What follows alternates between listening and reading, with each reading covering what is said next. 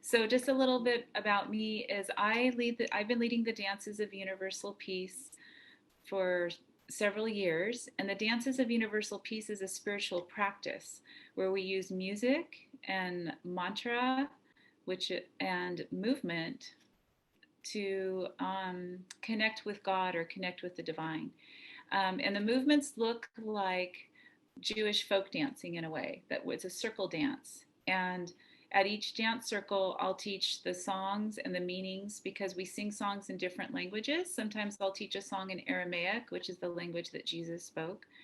I may teach one in Hebrew, it may be in Sanskrit, Arabic, some are in English, Hawaiian. So we honor all spiritual traditions and all cultures equally through this practice. And they're simple movements. It's not dancing. We'll be holding hands, or we may not be holding hands, but we will be in a circle. And they're gentle, simple movements in and out, and maybe sometimes with partners. But it's a very beautiful practice that really gets us out of our head and drops us into our hearts. So this whole Sufi path is truly the path of the heart. So this morning I'll be singing 3 songs throughout the service this morning. And the first one will be in English. I thought I'd make it easy on everyone before we start learning songs in other languages. And I'll just go over the words a couple times, and then you can join in and sing at any time. And because we're in Zoom land, as you know, everyone needs to stay muted because the sound doesn't line up. But when I'm in person in a few weeks, we can all sing together and hear each other's voices. So this first one seemed like a really good song to open with. The words are, I am opening up in sweet surrender. You could say those if you like. I am opening up in sweet surrender to the luminous love light of the One. To the luminous love light of the One. So that first line is, I am opening up in sweet surrender to the luminous love light of the One. Those are all the words. And then we'll sing, I am opening. You can follow with me on that like 4 times. I am opening. Okay? So it's about visualizing opening our hearts and our whole beings and bodies to that beautiful light from the divine. Okay? I am opening up in sweet surrender to the luminous love light of the One. I am opening up in sweet surrender to the luminous love light of the One. I am opening, I am opening, I am opening, I am opening.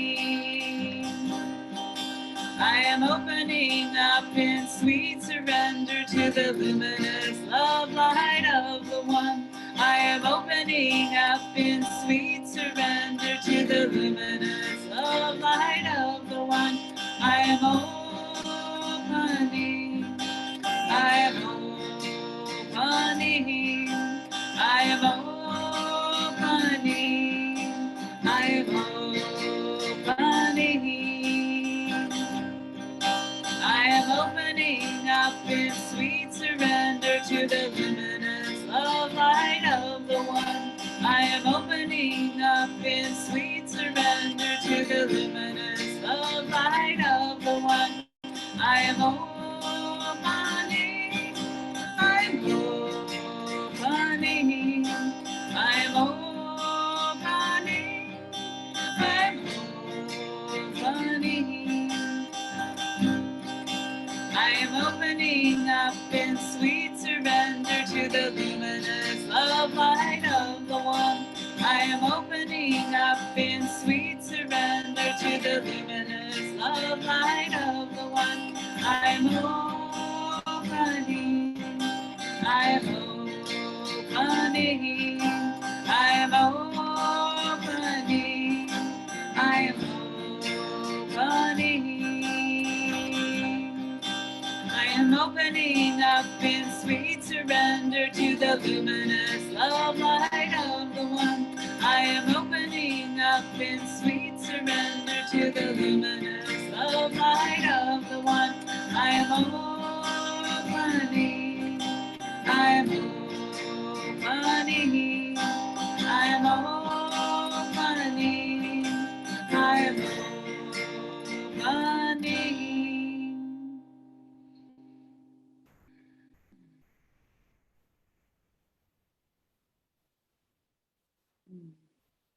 We feel that.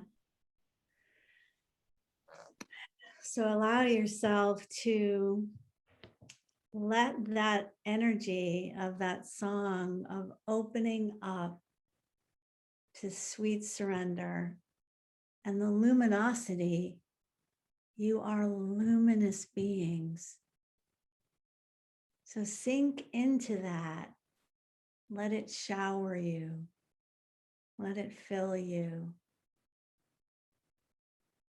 We're opening up together. We're surrendering to the luminosity in us and all around us. Take a deep breath and exhale.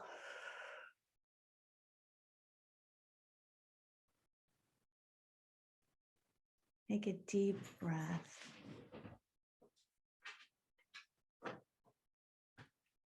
And let go even deeper into this surrendered sweetness.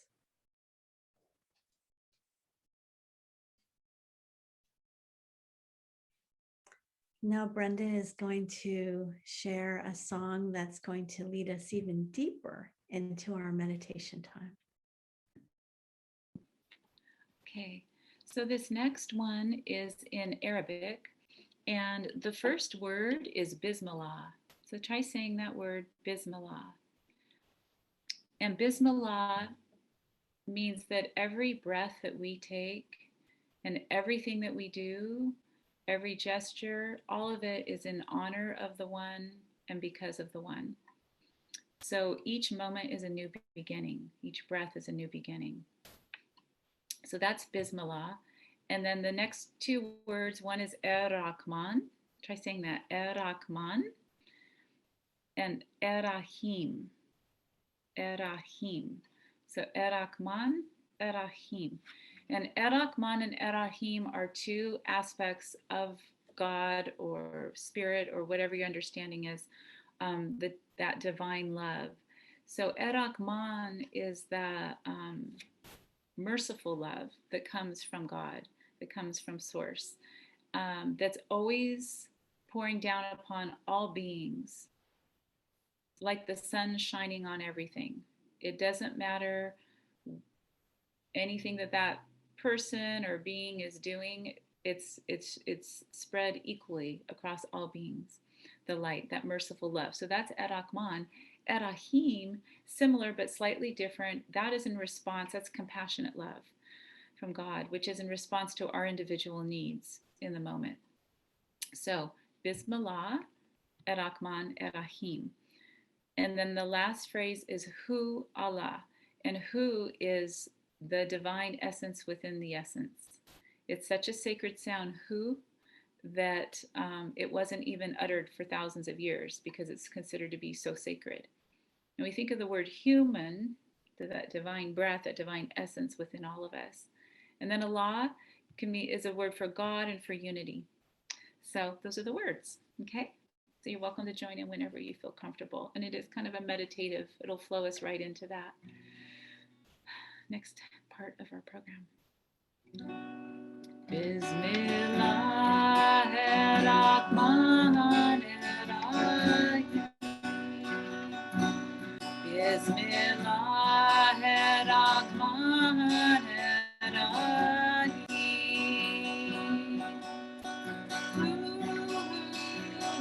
Allah, la ilaha illallah.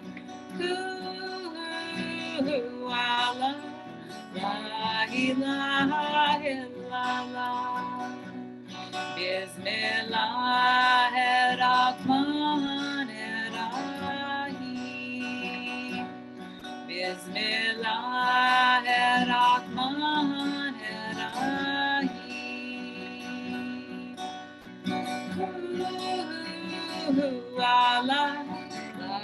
ilaha illallah. La ilaha illallah. Bismillahirrahmanirrahim. Bismillahirrahmanirrahim.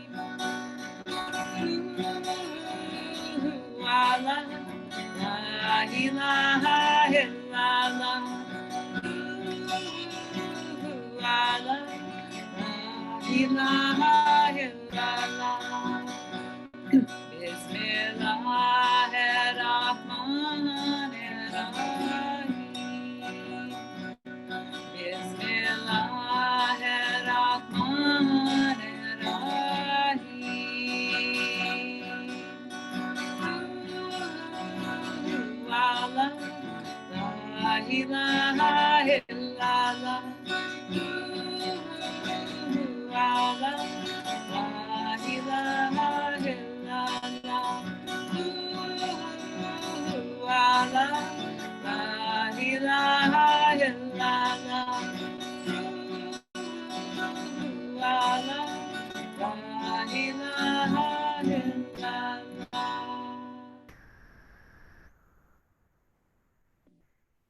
So we relax now into Allah.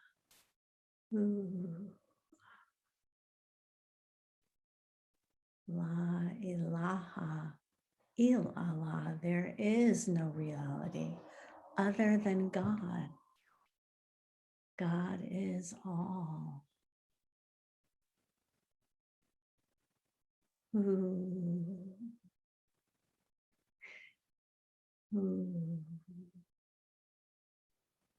Allah.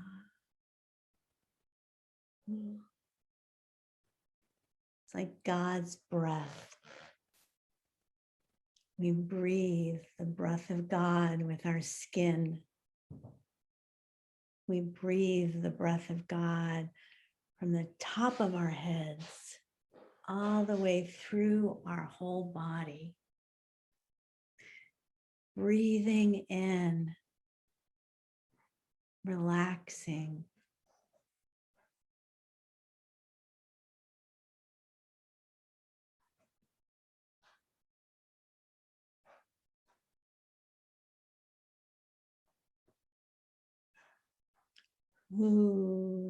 Allahu.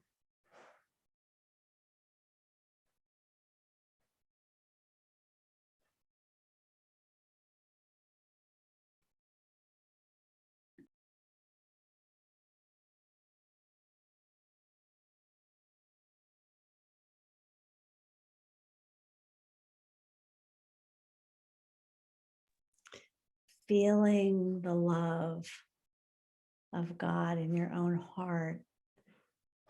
Breathe into that.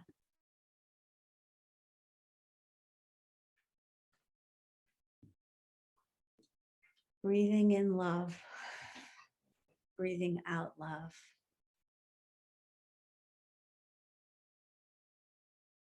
Connecting to the love of God in each other. As you gently open your eyes, shining your love to those who are here with us and to everyone in our communities, in our cities, to all the life in the trees, the wildlife, sending our love to all that breathes, all that lives, all that vibrates. Feel the love flowing across the face of the earth, touching people in places we can't even imagine.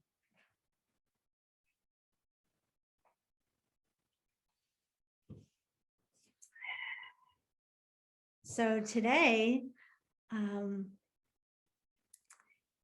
I get to talk to you about Sufism, the dances of universal peace and unity, just a little bit. It took me a while to figure out the difference between American Sufism and Turkish Sufism. I didn't really know there was a difference. And I also didn't know there was a difference between Sufi dancing and the dances of universal peace. And I also was very confused when people in unity churches didn't know about the dances of universal peace, because in every unity church I've ever been in, there were the dances of universal peace.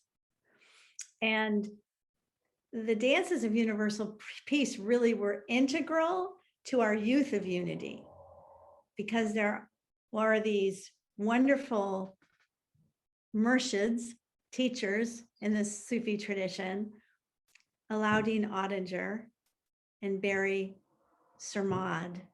I don't know Barry's last name, but I can't remember. But Sarmad, I know he was a Jewish man who hung around with a lot of rhythmic experts, really. I mean, he traveled with the Grateful Dead, and he knew a lot of the African drummers, and he collected drums from all over the world. And he had an organization that taught kids through healthy, what he called healthy sounds. And he was amazing. So these two people, best friends, Alauddin and Barry Sarmad, lived in Kansas City. And every year at the International Youth of Unity, they taught the dances of universal peace to our youth. And also there's a really important connection between the Fillmores and the dances of universal peace. Charles Fillmore's second wife, Cora, was a dancer, and her teacher was Ruth St. Denis. And Ruth St. Denis was one of the inspirers of the dances of universal peace. In fact, Murshid Samuel Lewis, who started the dances in his garage in San Francisco and then later took them to the park in San Francisco and taught the hippies how to dance, had this vision of dances helping people to understand the world's religions. That if he could teach people how to sing and dance the sacred sounds and movements of folk dances and the world's religions, that would lead to world peace.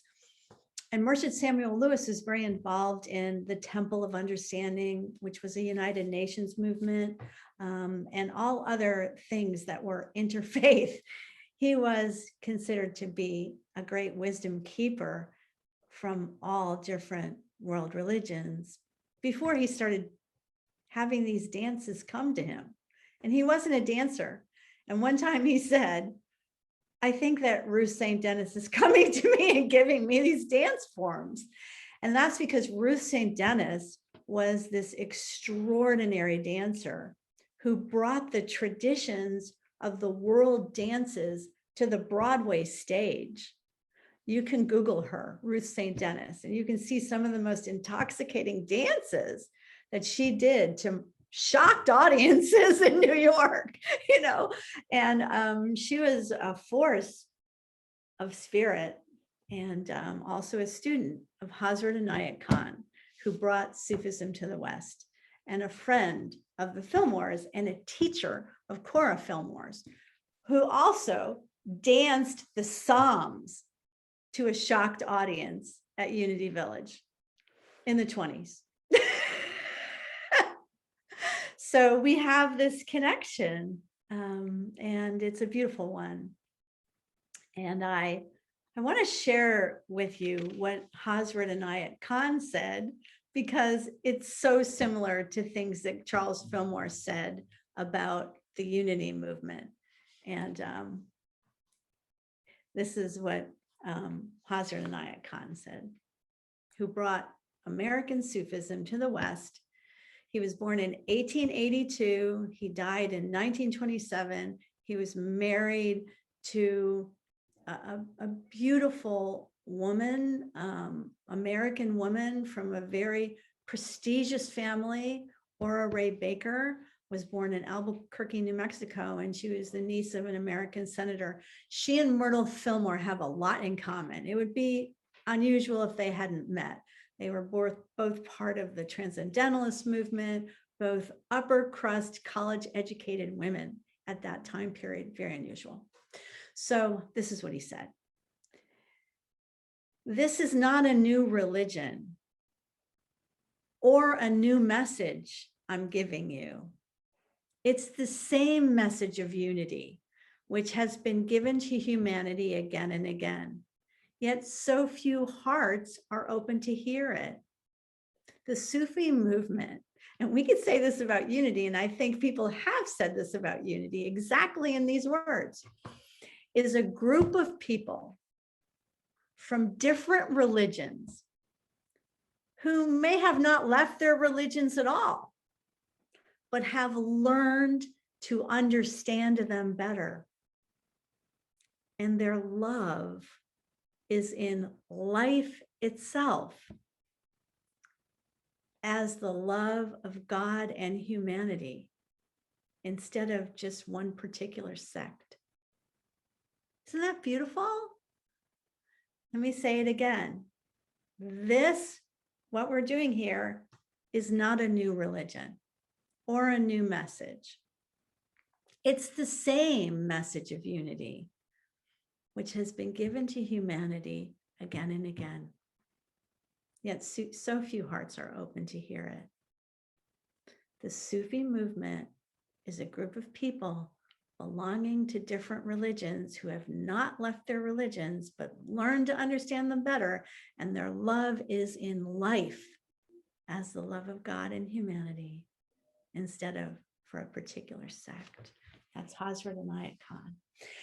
I love him, and I am a Sufi. I have a Sufi name given to me by a Turkish Sufi and Pir Vilayat Inayat Khan, Hazrat's son. At the same time, my name is Nuran, the bringer of light, very similar to Brenda's name, Noor Latifah, who she can tell us what that means later.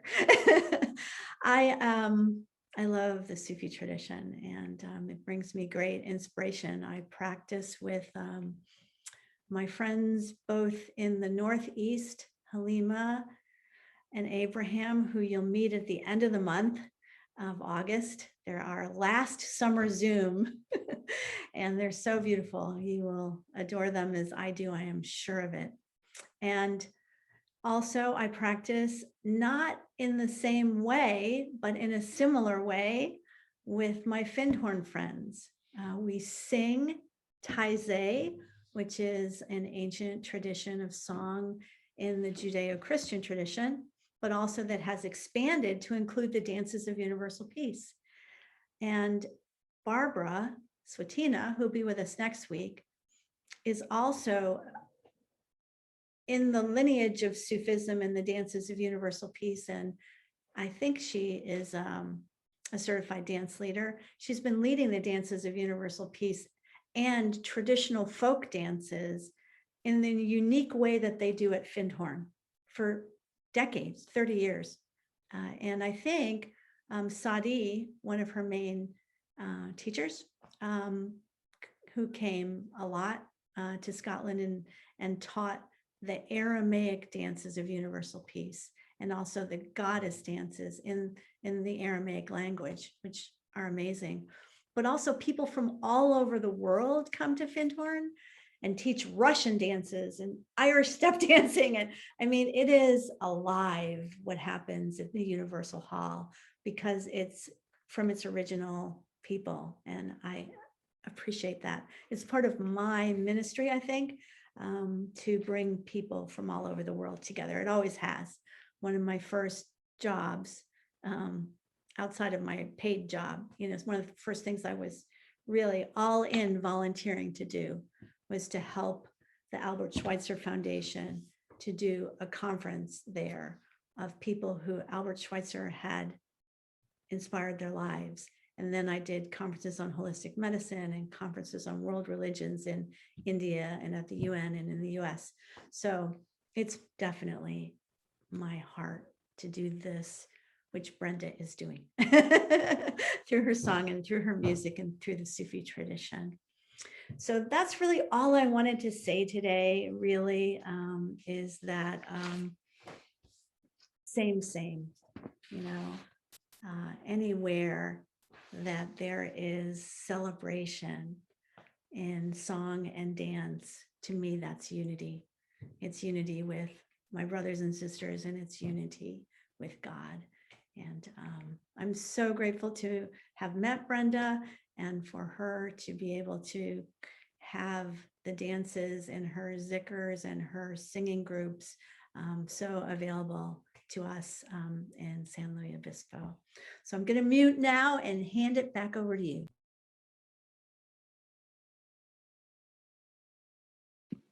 Okay, I went ahead and put the words to the next song in the chat box, and this one's a Hawaiian one. So the words are Hawaiian, so you get to learn a little bit of Hawaiian today. This song is called E Malama, and the way you pronounce that first line is E Malama I Ka He Au. And Malama is something that's very precious to you, something very, very precious, very sacred. And heiau is a sacred place. Often in Hawaii, that might be a temple or a part of the earth. So we're talking in this context of the earth being a sacred place that's precious to us, and that we want to take care of it in the right way. So the second line where it says E Malama Pono I Ka Heiau means to take care of something precious to you in the right way. And then when you see the capital E, that means A, and that means we mean it. We mean it. And then the second part of the song is all in English. Earth and sky, sea and stone, hold this land in sacredness. So these are a little previews, because when we do gather, we will be able to do dances to these songs, but it's nice to have a little glimpse of some of the different kind of dance songs. So you're welcome to join in whenever you feel comfortable. E Malama I Ka Heiau. E Malama I Ka Heiau. E Malama I Ka Heiau. E Malama Pono I Ka Heiau.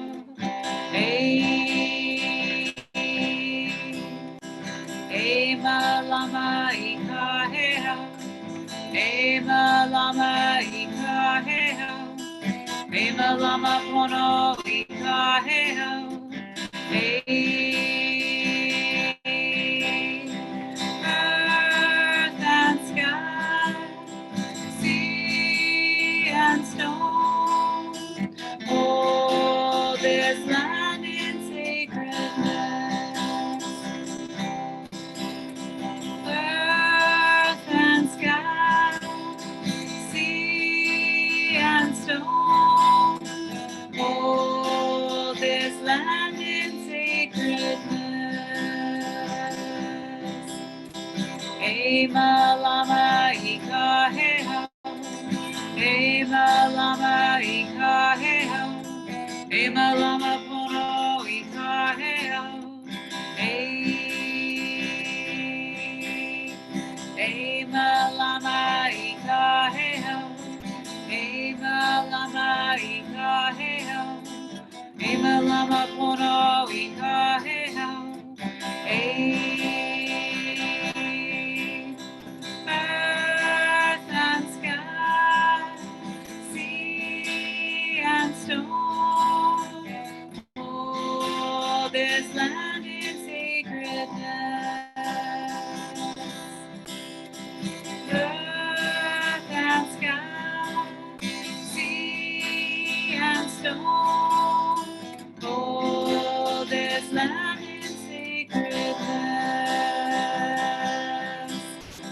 E Malama I Ka Heiau. E Malama I Ka Heiau. E Malama Pono I Ka Heiau. E Malama I Ka Heiau. E Malama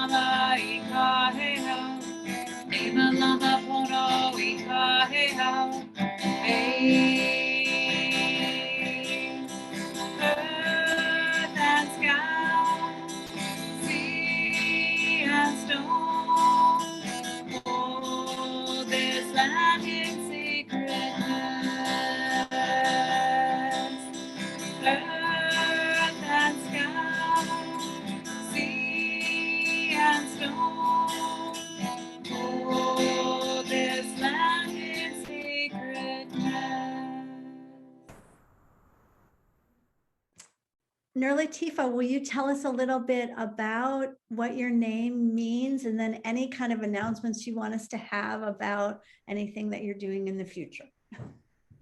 Okay. Yeah. So Noor Latifah is in Arabic, and it was a name given to me by my teacher. And it's actually two uh, sacred words put together. Noor means light, and then Latif means gentle or refined or subtle. So my name in translation would be refined light or subtle light. And so that that was after I was initiated. Then that name came through. So that's what Nur Latifah means. Um, and as far as events, on July 24th, we have the dance circle at Meadow Park. I put it in the chat window at 1 o'clock. It's from 1 to 3. It's a Dances of Universal Peace Circle. And Meadow Park is in San Luis Obispo, off of South Street, part of town. So that's the main thing that's coming up right now. So, anyway, it was just really wonderful and an honor for you to have me here today. And I'm looking forward to gathering with all of you next time in person and leading some dances. We were blessed to have you with us today. And I forgot to tell you the difference between American Sufism and Turkish Sufism. And I just want to share with you a little bit about that before we close. I have a lot of friends in Turkey because there was this amazing organization where I used to live in Jacksonville, a Turkish cultural center. And they did great events there. And I became part of them. I even served on their board. They were all about friendship and understanding, and they were just the greatest people. And when they heard I was a Sufi, they never asked me anything about it. They just had this like weird look on their face, like, huh, because they were from Turkey. They never understood that we had a tradition from Hazrat Inayat Khan that was an American Sufi tradition. And in their culture at this time, the word Sufi meant, like some impoverished person that was like, maybe we would have thought in the 60s, people selling flowers on the side of the road, because they were under the spell of some guru or something. So in Turkey, they really didn't look up to Sufis. Like, it wasn't a word that was something positive. So that's why they always looked puzzled, because they knew I was a minister and I was already their friend. And when I said I was a Sufi, they were like, huh? And so it took a long time for us to have a conversation about Sufism. And it actually wasn't until I brought my friend, Timothy Dobson, who was a leader of the Dances of Universal Peace from Boulder, to meet them. And I invited them to invite Timothy to their men's group. Oh my goodness, they invited me too. It was hilarious. I mean, they couldn't have imagined this Western kid singing in Arabic their sacred songs, much less dancing to them. I mean, it was so out of their realm of awareness. When I visited Turkey on a friendship gathering, they invited me to be part of a group, a friendship gathering, traveling group where we ate in people's homes every night.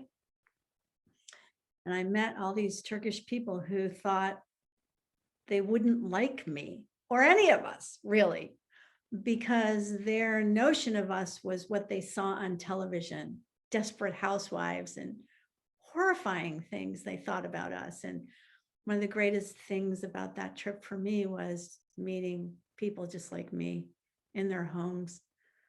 I mean, the first night, I couldn't stay out of the kitchen. I just wanted to be with the women and the children, and they could have been my family. And it was really, really very beautiful to see that even though our cultures are worlds apart, people are people. And so when I was in Turkey, this is years later after we got through what Sufism is to me and what Sufism is to you, and who Hazrat Inayat Khan is and all this stuff. And they'd been dancing with Timothy. When I got to Turkey, the people would introduce me because I'd always want to go into the temples, and I'd always want to pray, 5 times a day when I was there and stuff. And they thought I was the weirdest person. So they would introduce me to the imam with a long explanation, about what Sufism meant to me, and stuff, and they would I would see them having this conversation in Turkey, like, huh, So that's my story about Sufism in Turkey and Sufism in the West. When I was in Turkey, they weren't even allowed to dance, the dervishes in the temple of Rumi. So there's just a lot of weirdness there. But anyway, thank you for being here today, Brenda. Thank you, everyone, for being with us today. So this is a prayer from Hazrat Inayat Khan, and he is the one, as Judith was saying, that brought Sufism to the West. And he has several sacred prayers that are really, really clear, and they are very timely, even though these came through him back in the 20s. So this one's called Khatum. So you can just meditate in your heart as I read the words to this prayer. O thou who art the perfection of love, harmony, and beauty, the Lord of heaven and earth, open our hearts that we may hear thy voice, which constantly cometh from within. Disclose to us thy divine light, which is hidden in our souls, that we may know and understand life better. Most merciful and compassionate God, give us thy great goodness. Teach us thy loving forgiveness. Raise us above the distinctions and differences which divide. Send us the peace of thy divine spirit, and unite us all in thy perfect being. Amen.